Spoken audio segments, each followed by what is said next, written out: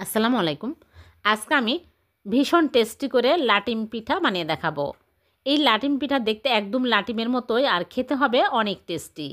খুব সহজভাবে আপনারা এই পিঠা বানিয়ে নিতে পারবেন। আশা করছি আপনাদের সবারই ভালো লাগবে। ভালো লাগলে লাইক কমেন্ট শেয়ার করে দেবেন। তাহলে চলুন দেখে নিই।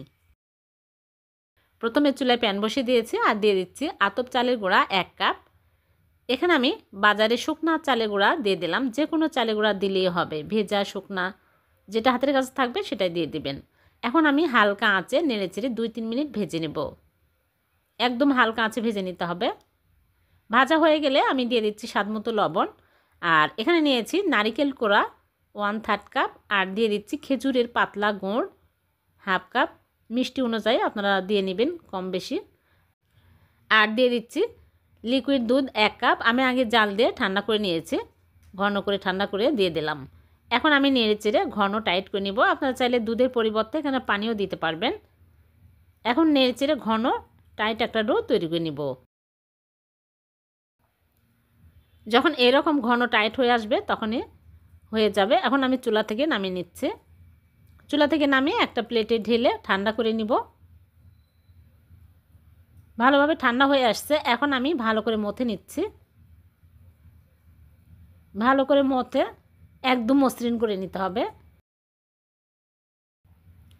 এখন আমি এইরকম করে অল্প অল্প করে নিয়ে আমি পিঠার শেপ দিয়ে নিব। এইরকম করে প্লেটের মধ্যে একটু গোল করে নিলেই দেখা যাবে যে একদম লাটিম পিঠার মতো, লাটিমের মতো একদম ডিজাইন হয়ে যাচ্ছে। দেখুন, হাতে কিন্তু এইরকম করে গোল করলে এই পিঠার ডিজাইন হবে না। প্লেটের মধ্যে রেখে এইরকম করে ডিজাইন করে নিতে হবে, তাহলে একদম লাটিমের মতোই হবে। সবগুলো পিঠা আমি বানিয়ে নিয়েছি। দেখুন কত সুন্দর হয়েছে দেখতে। এখন এই পিঠাগুলো আমি পানির ভাপে দিব। এজন্য আগে থেকেই চুলে একটা পাত্রে পরিমাণ মতো পানি দিয়ে পানি ফুটিয়ে নিয়েছি।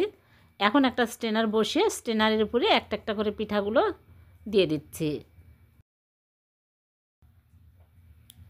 পিঠাগুলো দিয়ে আমি হাই হিটে ঢেকে জাল করব 8 মিনিট। 8 মিনিট পর আমি ফিরে আসলাম। পিঠাগুলো ফুলে একদম বড় বড় হয়ে গেছে আর ভালোভাবে হয়ে গেছে। এখন আমি চুলা থেকে নামিয়ে প্লেটের মধ্যে সার্ভ করে নিচ্ছি। আর উপর দিয়ে আমি নারিকেল কোড়া দিয়ে সাজিয়ে নিলাম।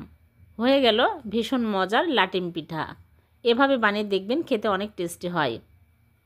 আর খুবই কম সময়ে কম উপকরণ দিয়ে ঝটপট বানিয়ে নেওয়া যায়। খুব সহজভাবে এইরকম সহজ পিঠা আপনারা বানিয়ে দেখবেন, খেতে কিন্তু অনেক টেস্টি হবে। ভিডিওটি যদি ভালো লেগে থাকে লাইক কমেন্ট শেয়ার করে দিবেন। আর এরকম সহজ নতুন নতুন রেসিপি পেতে চ্যানেলটিকে সাবস্ক্রাইব করে চ্যানেলের সাথে থাকবেন।